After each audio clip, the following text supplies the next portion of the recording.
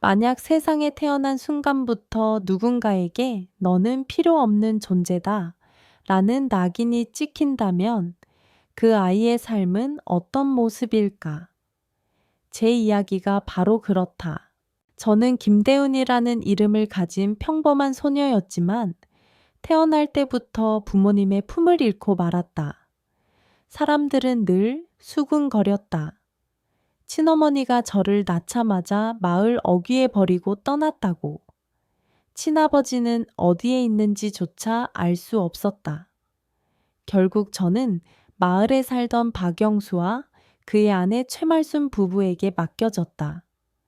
그들은 동네 사람들에게 불쌍한 아이를 거둬줬다며 자랑처럼 떠벌렸지만 제게 주어진 건 따뜻한 보살핌이 아니라 차가운 시선과 끝없는 굴레뿐이었다. 우리가 아니었으면 벌써 굶어 죽었으래야. 이 말은 제게 감사의 의미로 들리지 않았다. 오히려 매일같이 되풀이되는 저주의 주문 같았다. 밥 한 숟가락, 옷 한 벌마저도 그들은 비처럼 들이밀며 저를 억눌렀다. 저는 그 빚을 절대로 갚을 수 없는 존재로 규정되어 있었고 그들의 집에서 제 자리는 딸이 아니라 단순한 하녀였다. 아침은 늘 어둠 속에서 시작됐다. 새벽 달기 울기도 전에 좁은 부엌 구석 집더미 위에서 몸을 일으켜야 했다. 차갑고 축축한 흙바닥은 제 몸에 늘 상처와 피멍을 남겼다. 그때마다 최말순의 날카로운 목소리가 귓가를 찢었다. 대훈아, 언제까지 퍼질러 자고 있을 거야? 당장 일어나서 돼지 사료 만들고 소 먹일 풀 베어 와. 그 목소리는 날카로운 칼날처럼 제 가슴을 파고들었다. 대답은 필요하지 않았다. 저는 묵묵히 달아빠진 고무신을 신은 채 마당으로 나가야 했다. 손은 늘 차갑게 갈라져 있었고 발은 흙먼지에 젖어 항상 거칠게 갈라졌다. 육체적인 고통보다 더 참기 힘들었던 것은 나는 집안에서 필요 없는 존재라는 사실이었다. 박영수와 최말순에게는 아들이 하나 있었다. 이름은 박준호. 저보다 2살 많았던 그는 깨끗한 옷을 입고 학교에 다니며 마을 아이들과 뛰놀았다. 반면 저는 그저 그림자처럼 구석에 앉아 남들이 배운 글자를 몰래 엿듣는 게 전부였다. 저녁이 되면 박영수 가족은 방 안에서 따뜻한 밥과 반찬을 먹었지만 제 몫은 부엌 구석에 놓인 식은 밥에 간장 몇 방울 뿐이었다. 그때 제 곁을 지켜준 건 오직 한 마리의 강아지. 이름 붙일 겨를도 없이 그냥 팔순이 바봉라 불린 동물이 전부였다. 순이는 제가 울 때마다 옆에 와서 꼬리를 흔들며 얼굴을 비벼주었다. 그 따뜻한 천 덕분에 저는 겨우 하루를 버틸 수 있었다. 마을 사람들에게 아이는 부모의 기쁨, 노후의 버팀목이라 했지만 제게 주어진 삶은 그와 정반대였다. 저는 그저 공짜로 부려먹히는 짐짝이자 그들 집안의 수치였다. 잘못이 없어도 매질은 이어졌다.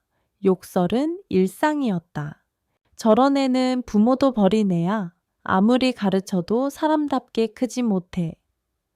최말수는 틈만 나면 이렇게 말하며 제 존재 자체를 부정했다. 그 말이 반복될수록 저는 정말 쓸모없는 인간이라고 믿게 되었다. 차라리 육체의 상처는 시간이 지나면 아물었다. 하지만 마음에 새겨진 상처는 도려낼 수도 치유할 수도 없었다. 18살이 되었을 무렵 또래 아이들이 꽃처럼 피어나는 나이에 저는 이미 쭈글쭈글 말라버린 잡초 같았다. 햇볕에 그을려 검게 그을린 피부, 영양실조로 마른 몸, 늘 바닥만 바라보던 눈빛. 제 삶은 어둡고 메말라 있었다. 그 어떤 희망도 기대도 품을 수 없었다. 오직 견디는 것만이 살아남는 길이었다. 그렇게 저는 하루하루를 짐승보다 못한 존재라는 자책과 절망 속에서 버텨냈다. 하지만 몰랐다. 바로 이 나락 같은 삶의 끝자락에서 제 운명을 뒤흔들 사건이 곧 다가오고 있다는 것을. 김대은의 하루는 늘 같은 패턴으로 이어졌다. 새벽부터 저녁까지 끝없는 노동, 그리고 밤이면 모진 꾸지람과 매질이 기다렸다. 집안의 진짜 자식인 박준호는 책상 앞에서 공부를 하고 방 안에서 부모의 사랑을 받았다. 반면 대우는 방조차 허락되지 않았다. 부엌 한 구석, 연기와 매캐한 냄새가 가득한 공간이 그녀의 침실이었다. 낡은 집단 위에 몸을 뉘으며 차갑게 스며드는 바람 속에서 홀로 눈을 감아야 했다. 식탁에서도 구분은 명확했다. 박영수와 최말순, 그리고 박준호는 흰쌀밥에 국과 반찬을 먹었지만 대운의 그릇에는 항상 식은 밥과 간장 몇 방울이 전부였다. 때로는 김치조차 건너지 못하는 날도 많았다. 굶주림은 익숙해졌다. 그러나 더 참기 힘들었던 것은 식탁 너머에서 들려오는 웃음소리였다. 그 웃음은 대운이 결코 낄 수 없는 세계의 상징 같았다. 마을 아이들은 학교에 다니며 친구와 뛰어놀았다. 그러나 대운에게 학교는 꿈도 꿀 수 없는 장소였다. 글자를 배우고 싶어 몰래 박준호가 공부하는 책을 엿봤지만 그 사실이 들키면 곧바로 손찌검이 날아왔다. 내까짓게 글자가 왜 필요해? 일이나 제대로 하지. 최말순의 목소리는 항상 차갑고 날카로웠다. 배우고 싶은 마음조차 죄처럼 느껴졌다. 대운에게 위로가 되어준 건 오직 강아지 순이뿐이었다. 하루 종일 파티를 마치고 돌아와도 순이는 꼬리를 흔들며 맞아주었다. 다른 누구도 건네주지 않는 따뜻한 청아 애정이 순이의 작은 몸에서 전해졌다. 대우는 그 품에서 몰래 눈물을 흘리곤 했다. 나는 왜 태어났을까? 왜 살아야 할까? 그 질문은 매일 밤 머릿속을 맴돌았다. 대우는 머리를 숙이고 숨죽여 울었지만 그 울음소리조차 들키면 엄살 떨지 마라 라는 꾸짖음을 들어야 했다. 결국 그녀는 눈물조차 삼켜야 했다. 세월은 잔인하게 흘러갔다.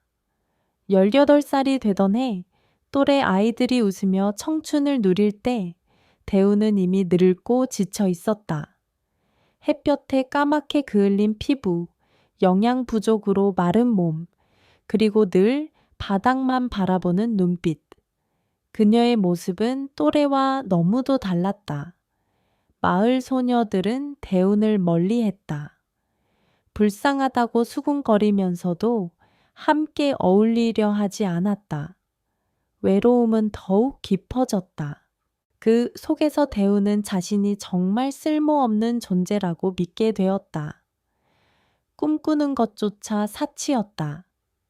미래는 언제나 깜깜했고 유일한 목표는 내일도 살아남을 수 있을까였다. 그러나 아이러니하게도 바로 그 절망의 밑바닥에서 대운의 운명을 뒤바꿀 사건이 다가오고 있었다. 그녀조차 예상하지 못했던 새로운 파도가 곧 그녀의 삶을 휘몰아칠 준비를 하고 있었다. 가을이 깊어가던 어느 저녁, 마을 하늘은 잿빛 구름으로 덮여 있었다. 김대우는 밭에서 풀을 베어 돌아오는 길이었다. 손에 쥔 낫은 이미 무뎌져 있었고 두 손바닥에는 오래된 굳은 살이 덕지덕지 박혀 있었다. 하지만 마음의 무게는 육체적 피로보다 훨씬 더 무거웠다. 집에 돌아가면 또다시 기다리고 있는 건 박영수와 최말순의 차가운 시선, 그리고 끝없는 모멸뿐이었기 때문이다. 그날 밤 대우는 부엌 구석에서 겨우 밥풀을 삼키며 몸을 웅크리고 있었다. 그런데 안방에서 들려오는 대화가 귀에 들어왔다. 최말순의 목소리가 낮게 깔리면서도 은근한 흥분이 섞여 있었다. 여보, 이제 준호도 나이가 차서 장가를 보내야 할 텐데 혼수며 예단이 문제야. 대훈이야 어차피 우리 핏줄도 아닌데 차라리 저 애를 팔아버리면 어떨까? 대훈의 심장이 철렁 내려앉았다. 순간 귀를 의심했지만 이내에 이어진 박형수의 거친 목소리가 현실임을 확인시켰다. 팔아? 누가 그런 애를 데려가려고 하겠어. 얼굴도 볼품없고 배경도 없는데. 잠시 정적이 흐른 뒤 최말수는 씁쓸한 웃음을 터뜨렸다. 걱정 마. 누군가 있잖아. 바로 이강수. 마을에서 술주정뱅이로 악명 높은 놈이긴 해도 지난번에 나한테 흘린 말 기억 안 나? 대은이를 마음에 두고 있다더라. 겉으론 무시당하지만 가진 건 없어도 돈을 쥐고 싶어 하는 놈이니까 우리가 500만 원만 부르면 분명 맞춰올 거야. 그 순간 대은의 온몸은 얼어붙었다. 이강수, 그녀가 가장 두려워하던 이름이었다. 그는 술에 취해 마을 소녀들을 괴롭히는 것으로 악명 높았다. 지난번 밭에서조차 대운을 뒤쫓아와 손을 대려 했던 기억이 아직도 생생했다. 그 더러운 손길을 피하느라 그녀는 손바닥이 찢어지고 무릎이 까졌지만 그보다 끔찍했던 것은 그의 눈빛이었다. 굶주린 짐승 같은 눈빛. 그 애 그냥 놔두면 앞으로도 밥만 축낼 거야. 차라리 돈으로 바꾸는 게 낫지 않겠어? 우리도 살림의 보탬이 되고 준호 장가비도 마련할 수 있고. 최말순의 말은 칼날처럼 냉정했다. 벽 너머로 들려오는 대화의 대우는 숨이 막혀왔다. 자신이 인간이 아니라 가축처럼 거래되는 존재임을 뼈저리게 느꼈다. 눈물이 솟구쳤지만 울음조차 들키면 안 되기에 이를 악물고 견뎠다. 그녀는 부엌 구석에서 몸을 웅크린 채 스스로에게 속삭였다. 나는 이제 어디로 가야 하지? 정말 저 지옥에서 벗어날 길은 없는 걸까? 그러나 현실은 잔인했다. 방 안에서는 두 부부가 희희낙낙하며 돈 계산을 하고 있었고 대운의 운명은 그들의 입에서 오가는 말 몇 마디로 값이 매겨지고 있었다. 500만 원. 그것이 한 인간의 생명을 대신하는 숫자였다. 그날 이후 최말수는 대운을 유난히 다른 눈빛으로 바라보기 시작했다. 전에는 거친 말과 매질로만 대하던 그녀가 갑자기 밥 더 먹어라. 그래야 팔리겠지라는 말까지 서슴없이 내뱉었다. 대우는 그 가식적인 친절이 오히려 더 소름 끼쳤다. 자신이 더 이상 가족이 아니라 상품이라는 사실이 분명해졌기 때문이다. 며칠 뒤 집안 공기는 어딘가 달라져 있었다. 최말수는 평소와 달리 대운에게 새 옷을 내밀었다. 바렌리넨 원피스였지만 그녀가 평생 입어온 헌 옷들보다는 훨씬 나았다. 이거라도 입고 있어라. 오늘은 손님이 오니까. 그 말에 대운의 심장은 세차게 뛰었다. 손님이 누구인지 굳이 물을 필요도 없었다. 그녀는 거울도 없는 방 안에서 서투른 손길로 옷을 갈아입었다. 마치 죄수가 형장에 오르기 전 입는 수에 같았다. 손끝이 떨리고 입술은 바짝 말라붙었다. 마당에 자리를 차리고 얼마 지나지 않아 이강수가 어머니와 함께 모습을 드러냈다. 술기운이 빠진 얼굴은 낯설 정도로 단정해 보였지만 눈빛만큼은 여전히 음흉하게 번뜩였다. 그는 대운을 위아래로 훑으며 기분 나쁜 미소를 지었다. 오, 생각보다 괜찮네. 그 말 한마디에 대운의 등골이 오싹해졌다.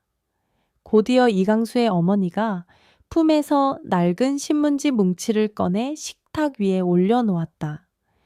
신문지 안에는 빳빳하지 않은 지폐가 두툼하게 묶여 있었다. 최말수는 그 돈을 풀어 해치며 하나하나 꼽았다. 손끝이 바쁘게 움직일수록 입가의 미소는 더 넓어졌다. 띠닥 500만 원 맞네. 좋아. 이제 우리 집안도 한시름 놓았어. 그 순간 대우는 다리가 풀려 주저앉을 뻔했다.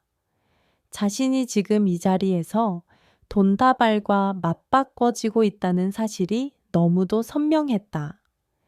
인간이 아니라 거래되는 물건, 그 서늘한 현실이 그녀의 숨을 죄어왔다.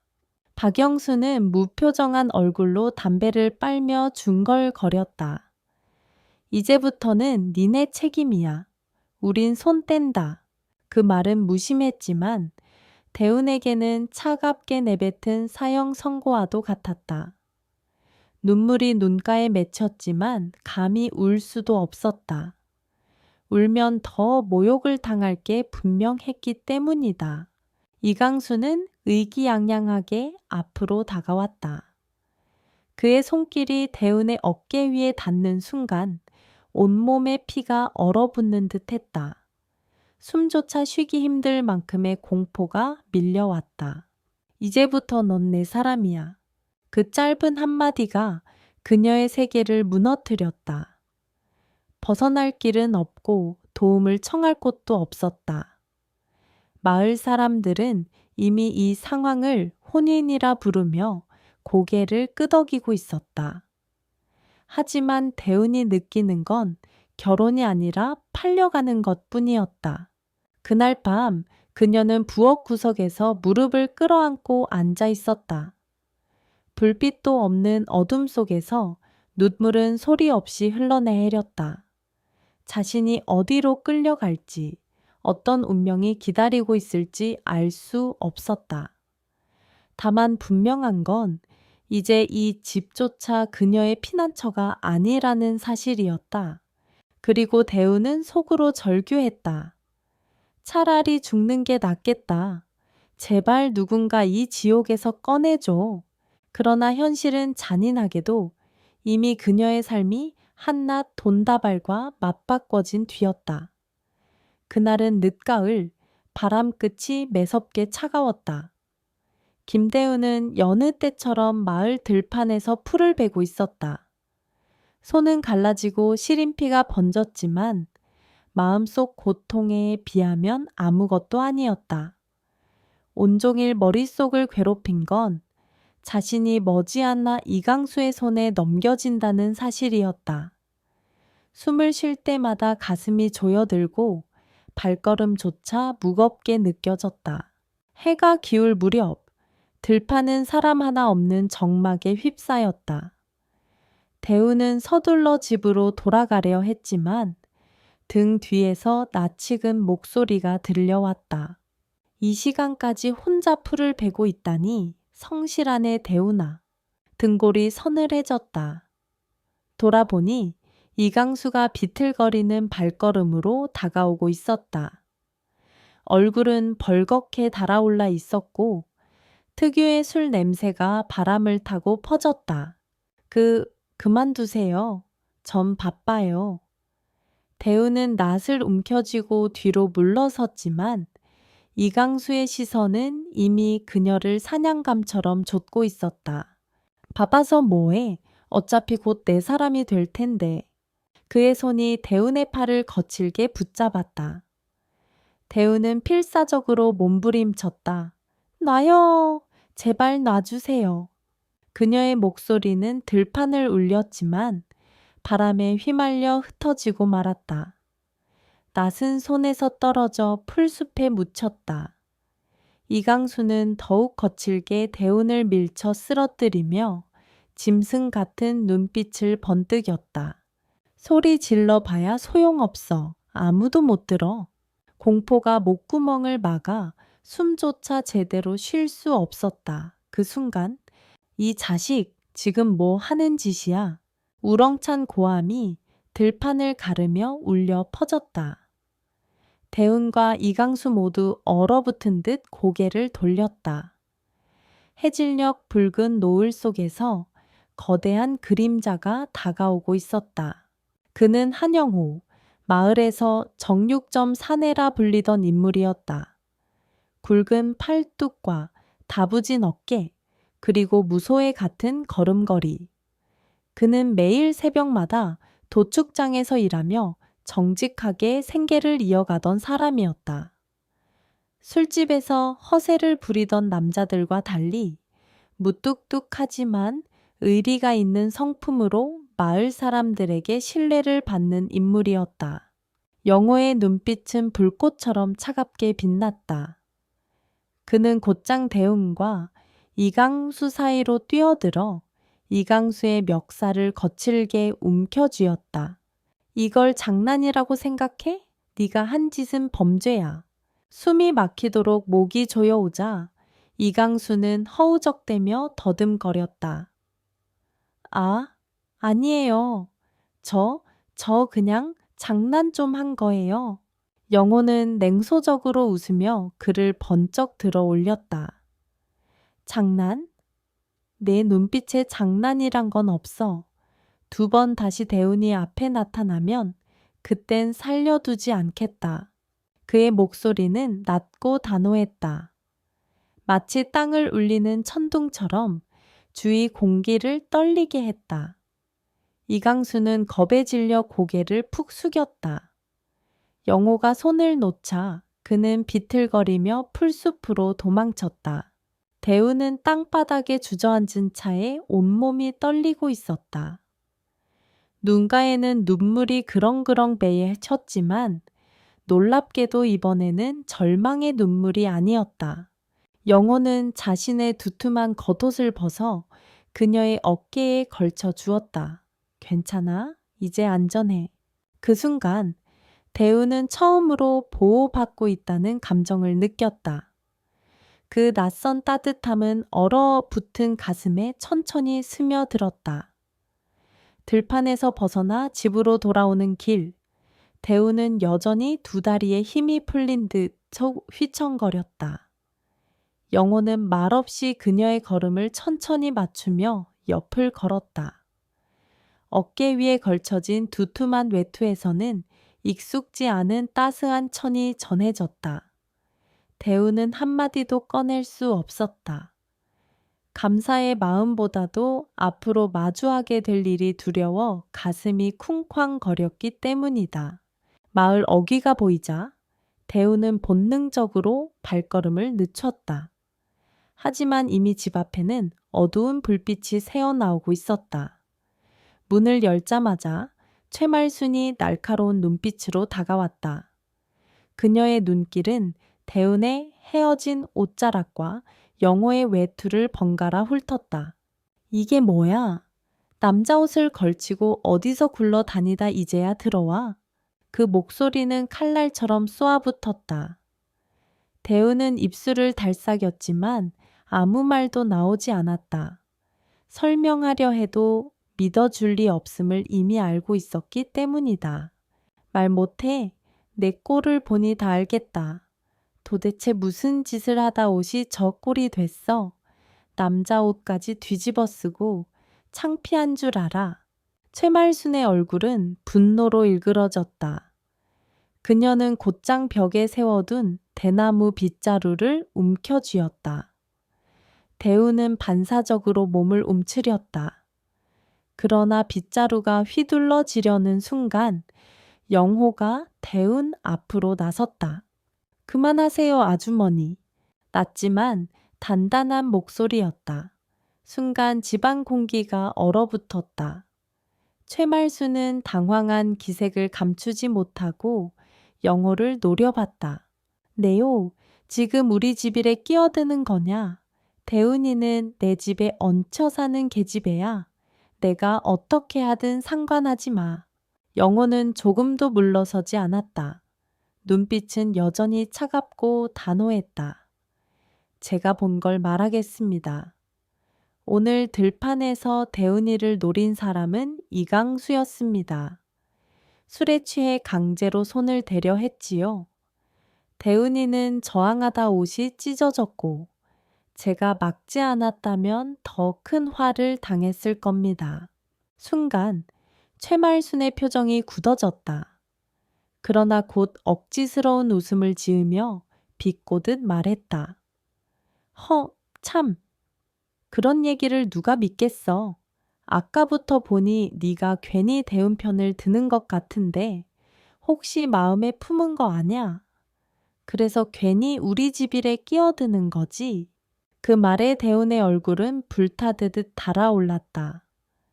수치심과 억울함이 뒤섞였지만 차마 반박할 힘조차 없었다. 영호의 표정은 미묘하게 흔들렸으나 이내 굳건히 다잡았다. 무슨 말을 하시든 상관없습니다. 하지만 기억하세요. 다시 대운을 함부로 대하면 그땐 제가 가만히 있지 않을 겁니다. 그 말만 남기고 영호는 고개를 끄덕이며 돌아섰다. 문 밖으로 사라져가는 그의 뒷모습은 어두운 골목 속에서도 한없이 든든해 보였다. 대우는 그 자리에 멍하니 서 있었다. 마음속 깊은 곳에서 처음으로 솟아오르는 감정, 누군가가 나를 지켜줬다는 벅찬 울림이 그녀를 붙들고 있었다. 그러나 동시에 최말순의 눈빛은 더욱 살벌해지고 있었다. 대우는 알았다. 이제 집안에서의 위치는 더 위태로워질 것이라는 것을. 며칠이 흘렀다. 대운의 일상은 겉보기엔 그대로였지만 안에서는 달라지고 있었다. 최말수는 예전보다 말을 아꼈다. 그러나 그 침묵은 따뜻함이 아니라 폭풍 전의 정적 같았다. 그녀의 눈빛은 대운을 바라볼 때마다 날카롭게 빛났고 마치 언제든 내 마음대로 할 수 있다는 경고처럼 느껴졌다. 그런 날들 속에서 대우는 더욱 숨죽여 살았다. 낮에는 일손을 놓을 수 없어 몸을 혹사했고 밤에는 부엌 구석에서 기운 빠진 눈으로 천장을 바라봤다. 희망은 점점 더 멀어지고 몸과 마음은 마치 서서히 마모되는 듯했다. 그러던 어느 늦은 저녁, 대문 밖에서 묵직한 발소리가 들려왔다. 문이 열리지자 마당에 한영호가 서 있었다. 손에는 두툼한 보자기가 들려 있었고 얼굴은 평소처럼 굳세면서도 어딘가 단호해 보였다. 대운이 있습니까? 박영수는 의아한 표정으로 담배를 빨다 고개를 들었다. 이 밤중에 무슨 일이오? 영호는 굽히지 않고 정면을 바라보며 말했다. 저는 오늘부터 대운을 제 집으로 데려가려 해합니다. 이 집에서 더는 안전하지 않습니다. 그 순간 공기마저 얼어붙었다. 최말수는 눈이 휘둥그레지더니 비웃듯 소리쳤다. 뭐라고? 네가 무슨 자격으로 우리 집 계집애를 데려간다는 거야? 우리가 몇 년을 먹여 살린 애야. 영호는 흔들림 없이 보자기를 풀어 탁자 위에 올려놓았다. 그 안에는 반듯하게 묶인 지폐 다발이 있었다. 이 돈 1천만 원입니다. 당신들이 그토록 원하던 것보다 2배. 오늘부로 대우는 당신들과 아무런 관계가 없습니다. 순간 최말순의 눈빛이 흔들렸다. 박영수 역시 담배를 떨어뜨리며 멍하니 돈을 바라봤다. 그들의 얼굴에는 분노와 탐욕, 그리고 혼란이 동시에 스쳐갔다. 대우는 숨을 죽인 채 그 장면을 바라봤다. 온몸이 떨렸지만 이번에는 공포만이 아니었다. 어쩌면 이 순간이 오랫동안 꿈꾸던 탈출구일지도 모른다는 희미한 희망이 가슴 깊은 곳에서 싹트고 있었다. 영호는 고개를 돌려 대운을 바라봤다. 그 눈빛 속에는 강요도, 동정도 아닌 묵직한 결심이 담겨 있었다. 대운아, 이제 그만 나와. 네가 더 이상 짐승처럼 거래되는 건 내가 용납하지 않겠다.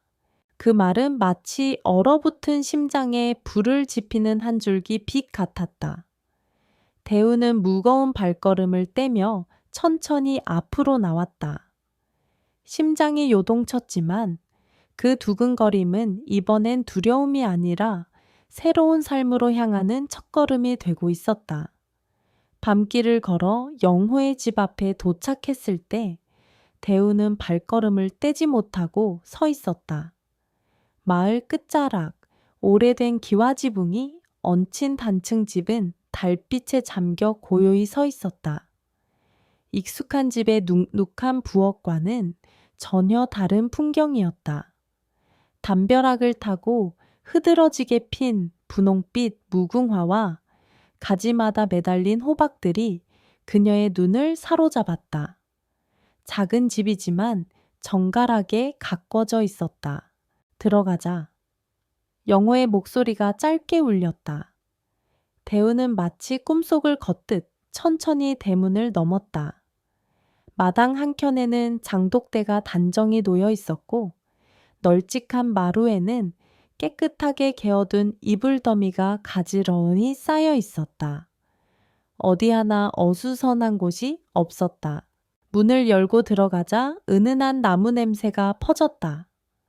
방은 크지 않았지만 단정한 이불과 작은 책상이 놓여 있었다. 창문에는 하얀 레이스 커튼이 걸려 바람에 살짝살짝 흔들렸다. 데우는 순간 낯설고 따뜻한 공기에 가슴이 먹먹해졌다. 평생 처음 느껴보는 집 같은 온기였다. 그러나 동시에 불안이 밀려왔다. 그녀는 고개를 숙인 채 손가락을 꼭 맞쥐었다. 제가 여기 있어도 되는 건가요? 영호는 대운의 떨리는 목소리를 잠시 묵묵히 들었다. 그러곤 천천히 고개를 끄덕였다. 여긴 이제 내 집이야. 누구도 더 너를 함부로 하지 못해. 네가 원하지 않는 건 나도 강요하지 않을 거야. 그의 말은 담백했지만 한마디 한마디가 묵직하게 대운의 마음에 내려앉았다. 그동안 한 번도 들어본 적 없는 존중이라는 감정이 그 말 속에 담겨 있었다. 영호는 방 구석에 있던 작은 장롱을 열어 새로 산 듯한 원피스를 꺼냈다. 이 옷 내일 장에 갔다가 내 생각나서 샀어. 작지 않을까 걱정했는데 한번 입어봐. 대우는 얼떨결에 옷을 받아들었다. 바스락거리는 새 천의 감촉이 손끝을 간지렸다. 그녀는 눈물이 핑 돌았다. 평생 물려 입은 헌 옷뿐이었는데 누군가 자기만을 위해 옷을 사준 건 처음이었다. 고맙습니다. 간신히 내뱉은 두 음절이 떨림과 함께 흘러나왔다. 그날 밤 대우는 새하얀 이불 위에 몸을 뉘었다. 창문 너머로 별빛이 쏟아지고 멀리서 들려오는 풀벌레 소리가 귀에 스며들었다. 낯선 공간이었지만 생애 처음으로 안전하다는 감각이 찾아왔다. 여전히 미래는 불투명했으나 최소한 오늘 밤만큼은 악몽이 아닌 꿈을 꿀 수 있을 것 같았다. 한영호의 집으로 옮겨온 지 몇 달이 흘렀다. 대운의 얼굴빛은 한결 밝아졌고 어깨도 조금씩 펴졌다. 매일 아침 깨끗한 방에서 눈을 뜨고 정갈한 밥상을 받는다는 것이 얼마나 소중한 일인지 비로소 알게 된 것이다. 그러나 세상은 그렇게 쉽게 대운을 놓아주지 않았다. 어느 날 영호와 함께 읍내 장터에 갔을 때였다. 장터는 온갖 소리와 냄새가 뒤섞여 활기를 띠고 있었다. 하지만 대우는 사람들의 시선이 자신을 향하는 것을 느낄 수 있었다. 중년 아주머니 둘이 귓속말을 나누며 고개를 끄덕였다. 저 애가 대운이지 전에 말 많던 그 집 계집애? 그러게. 갑자기 영혼의 집에 들어갔다더라.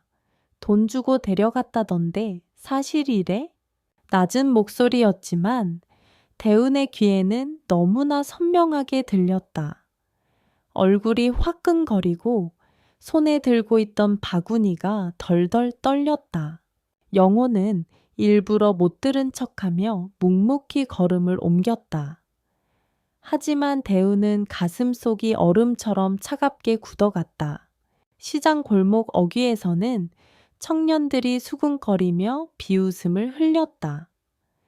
야, 저기 봐. 저 계집애 결국 팔려갔다던 그 애 아니냐. 그래도 잘 됐네. 영호 형이 돈 많다잖아. 복이지, 뭐. 대우는 발걸음을 멈추고 싶었지만 영호가 잠자코 바구니를 받아들며 말했다. 대우나, 괜찮아. 그냥 흘려들어. 그의 목소리는 담담했지만 눈가에는 분노가 스쳐 지나갔다. 집으로 돌아오는 길, 대우는 끝내 눈물을 참지 못했다. 저 사람들 말 다 들었어요. 왜 저를 그렇게 보죠? 제가 정말 그렇게 값으로 팔려온 사람처럼 보이나요? 영호는 깊은 숨을 내쉬며 고개를 저었다. 아니야. 사람들 눈과 입은 늘 가볍고 잔인하지. 하지만 너는 네가 생각하는 것보다 훨씬 더 소중한 사람이야. 남들이 뭐라 하든 그게 네 진실은 아니야. 대우는 고개를 끄덕였지만 가슴 깊은 곳에 쓰라린 흔적이 남았다. 집 안에서는 자유로워졌지만 세상의 시선은 여전히 자신을 옥죄고 있었다. 며칠 뒤 대우는 혼자 장독대 앞에서 된장을 꺼내고 있었다. 이웃 아주머니 한 분이 마당 앞을 지나가다 잠시 멈추더니 억지로 미소를 지으며 말을 건넸다. 대운이구나. 영혼의 집에서 지낸다지? 응, 잘 지내고 있지. 말투는 친근한 듯 했지만 눈빛은 위아래로 대운을 훑으며 묘한 거리를 두고 있었다. 그 뒤로 돌아서자 곧장 낮은 목소리로 속삭였다. 저런 애를 집에 들이다니 영호도 참 별나다니까. 그 말이 고스란히 대운의 귓가에 닿았다. 그녀는 손에 들고 있던 항아리 뚜껑을 떨어뜨릴 뻔했다. 다른 날 동네 아이들이 마당 앞을 뛰놀다 대운을 발견하자 수근거렸다. 저 언니가 그 집 계집애래. 정말? 엄마가 가까이 가지 말라던데. 아이들은 금세 달아나 버렸고 대우는 웃으려다 웃음이 얼어붙은 채 그 자리에 멈췄다. 자신이 여전히 밖의 사람임을 아무리 노력해도 완전히 받아들여지지 못할 존재임을 뼈저리게 느낀 순간이었다. 저녁이 되어 영호가 돌아왔을 때 대우는 평소보다 훨씬 더 말이 없었다. 그는 눈치 빠르게 이유를 짐작했는지 식사 도중 조용히 말을 꺼냈다. 혹시 오늘 또 누가 무슨 말을 했니? 대우는 숟가락을 내려놓고 잠시 침묵했다가 겨우 속마음을 내뱉었다. 사람들 저를 그냥 없는 사람처럼 대해요. 아니면 뒤에서 수군거리거나 제가 아무리 달라지려 해도 결국은 팔려온 애일 뿐인 것 같아요. 그녀의 목소리는 떨렸지만 눈가에는 눈물이 맺히지 않았다. 눈물조차 말라버린 듯 했다. 영호는 잠시 대운을 바라보다가 단호하게 말했다. 대운아, 남들이 뭐라 하든 그게 내 삶을 정하는 건 아니야.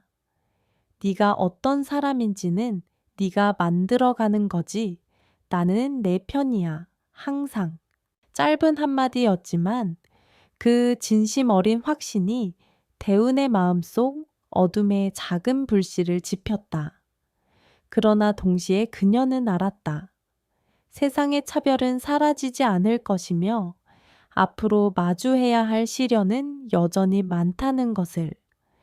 가을 바람이 차가워질 무렵 대우는 점점 더 지쳐가고 있었다. 영호의 집은 언제나 따뜻했지만 집 밖으로 한 걸음만 나가면 세상의 냉대가 기다리고 있었다. 장터에서의 뒷말, 아이들의 수군거림, 이웃들의 흘깃거림이 매일같이 그녀를 따라다녔다. 어느 날 우물가에서 물을 길어오던 대우는 뒤에서 들려오는 소리를 듣고 발걸음을 멈췄다.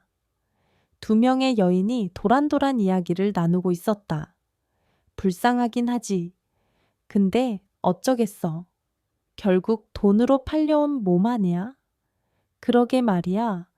영호도 참 저런 애를 데리고 살다니 나중에 무슨 화가 안 생기면 다행이지.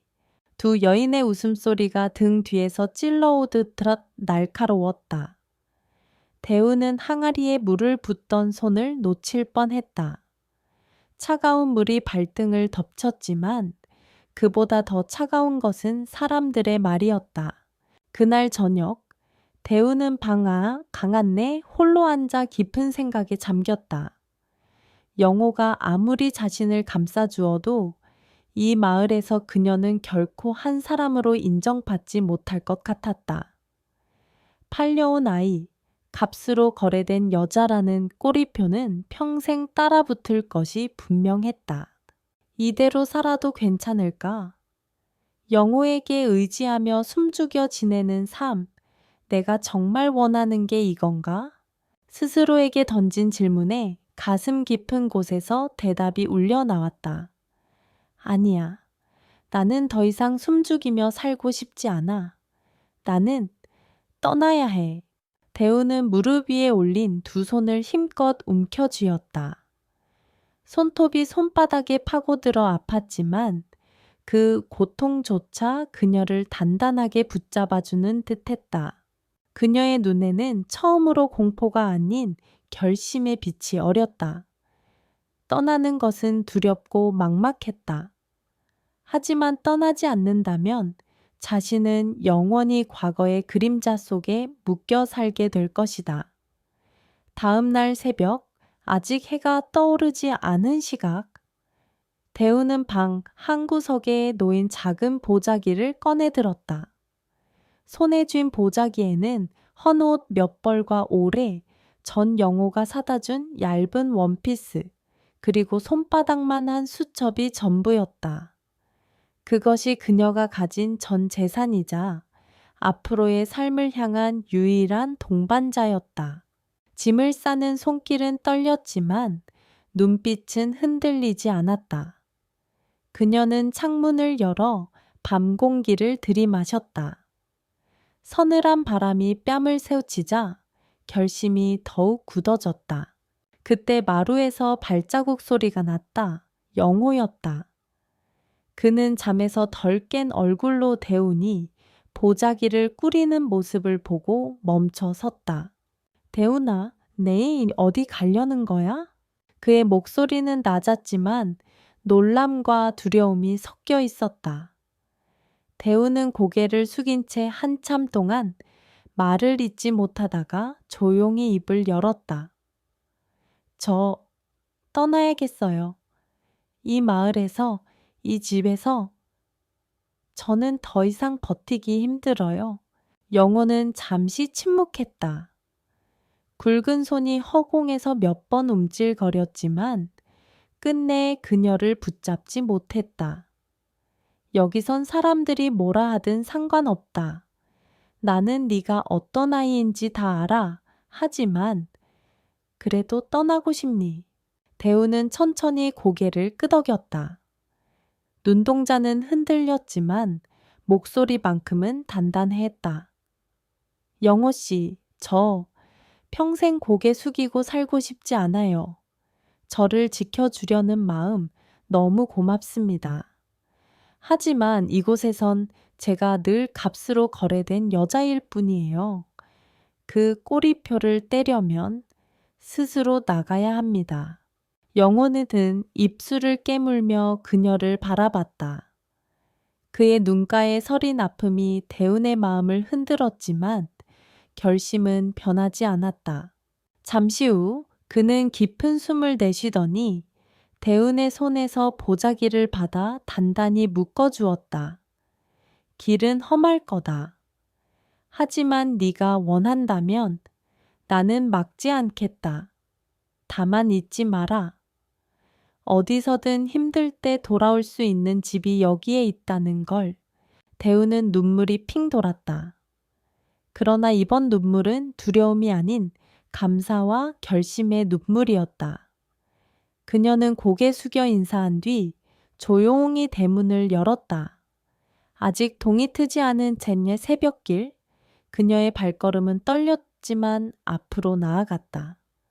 새벽 안개가 자욱한 들판을 지나 대우는 발이 부르트도록 걸었다. 그녀의 목적지는 읍내에서도 더 멀리 떨어진 작은 마을이었다. 그곳에 가면 아무도 그녀의 과거를 알지 못할 거라 믿었다. 가슴은 두근거렸지만 두려움과 설렘이 뒤섞인 복잡한 감정으로 발걸음을 내디뎠다. 처음 며칠은 고된 나날이었다. 마을 입구의 허름한 여인숙에 머물며 밥벌이를 찾았지만 낯선 처지에 그 누구도 쉽게 손을 내밀어 주지 않았다. 대우는 사람들의 경계심 어린 시선을 견디며 하루하루를 버텼다. 어느 날 마을 장터에서 우연히 만난 한 할머니가 대운을 유심히 바라보더니 물었다. 아가씨, 일할 때를 찾고 있니? 대우는 깜짝 놀라 고개를 끄덕였다. 할머니는 작은 두부 가게를 운영하고 있었는데 허리가 아파 더 이상 무거운 짐을 들 수 없다고 했다. 대우는 그 자리에서 일을 돕겠다고 했다. 그렇게 그녀의 새로운 삶은 두부 가게에서 시작되었다. 두부를 만드는 일은 고되었다. 새벽같이 일어나 콩을 불리고 맷돌을 돌려 곱게 갈아내야 했다. 손은 금세 부르트고 어깨는 뻐근했지만 대우는 불평하지 않았다. 매번 일을 끝낼 때마다 할머니가 건네는 따뜻한 미소가 그녀의 마음을 위로해 주었기 때문이다. 고생 많았다, 대운아. 내 덕에 오늘도 가게가 굴러간다. 짧은 한마디였지만 그것은 지금까지 들어본 어떤 말보다 값지고 따뜻했다. 밤이 되면 대우는 여인숙 좁은 방에 돌아와 홀로 앉아 오늘 있었던 일을 작은 수첩에 적었다. 글씨는 아직 서툴렀지만 단어 하나하나에 그녀의 결심과 희망이 담겨 있었다. 두부 가게에서의 삶은 고단했지만 시간이 지날수록 대운의 얼굴에는 예전과는 다른 빛이 돌기 시작했다.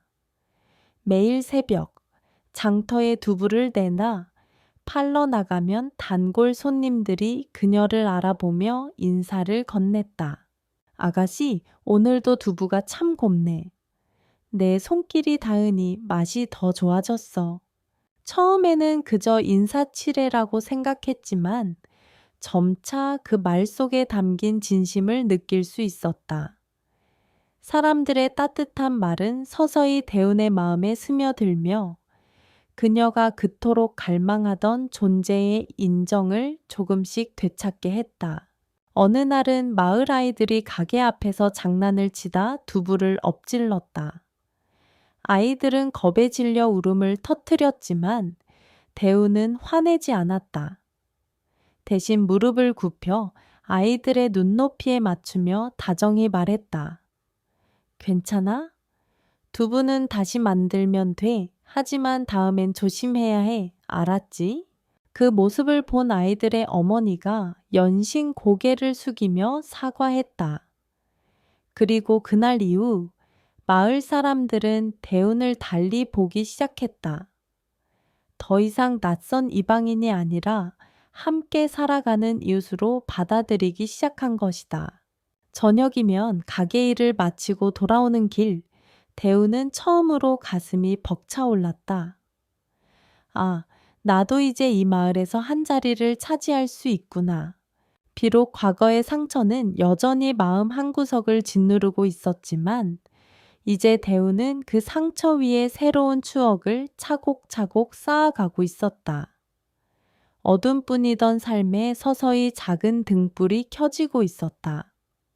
세월은 빠르게 흘러 어느덧 몇 해가 지났다.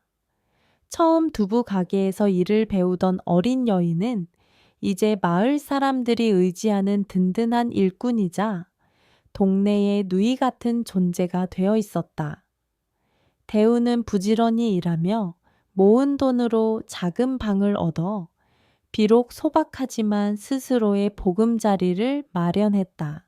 방 한켠에는 작은 책상이 놓여 있었고 그 위에는 달아빠진 수첩과 몇 권의 책이 차곡차곡 쌓여 있었다. 매일 저녁 일을 마치고 돌아오면 대우는 등잔불 아래에서 글을 쓰고 책을 읽었다. 그 습관은 그녀의 마음을 단단하게 지켜주는 버팀목이었다. 마을 사람들과의 관계도 깊어졌다. 아이들은 이제 대운을 보고 반갑게 달려와 품에 안겼고, 이웃들은 무언가 필요할 때면 가장 먼저 그녀를 찾았다. 그 속에서 대우는 더 이상 팔려온 여자가 아니었다. 그녀는 누구도 대신할 수 없는 존중받는 한 사람이었다. 가끔 홀로 있을 때면 그녀는 지난 날을 떠올렸다.